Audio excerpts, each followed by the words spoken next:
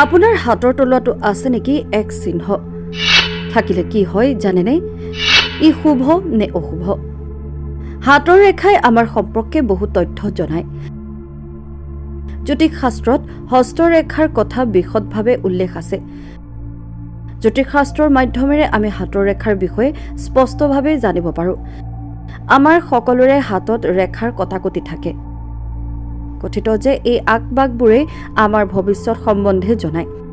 এই ৰেখাৰ আগবাগবোৰৰ মাধ্যমেৰেই হস্তৰেখাবিদসকলে আমাৰ চাৰিত্ৰিক বৈশিষ্ট্য জনায়। হাতৰ ৰেখাত এক চিহ্ন থাকিলে তেনে মানুহৰ জীৱনকাল কেনে হয়?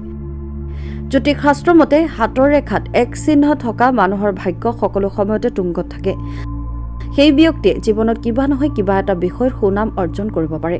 গৱেষণাত জনা গৈছিল যে বিশ্বৰ মাত্ৰ 30% মানুহৰ হাতৰ তলুৱাত এই চিহ্ন আছে। হাতৰ তলুৱাত এক চিহ্ন থকাৰ উপকাৰিতা। এই চিহ্ন যিসকল ব্যক্তিৰ হাতত থাকে তেওঁলোকে জীৱনত সুনাম অৰ্জন কৰে, খুব সহজেই মানুহৰ প্ৰিয় হৈ উঠে। এই চিহ্ন হাতত থকা মানুহে সমাজত নিজকে প্ৰতিষ্ঠিত কৰিব পাৰে। ভাল কামৰ বাবে এওঁলোকক মানুহে চিৰকাল মনত ৰাখে। এইসকল মানুহৰ ইন্দ্ৰিয় অত্যন্ত সজাগ হয়। এওঁলোকৰ বুদ্ধিমত্তা চাবলগীয়া।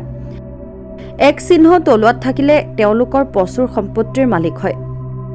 এই ধৰণৰ মানুহৰ কৰ্মশক্তি অন্যান্যসকলৰ তুলনাত বেছি হয়। এইসকল ব্যক্তিৰ সন্মুখত কোনেও মিছা কথা ক'লে সহজেই ধৰা পেলায়। কোনো মানুহে যদি এওঁলোকৰ সৈতে বেয়া ব্যৱহাৰ কৰে তেন্তে তেওঁলোকে কেতিয়াও ক্ষমা নকৰে। News desk, Republic any.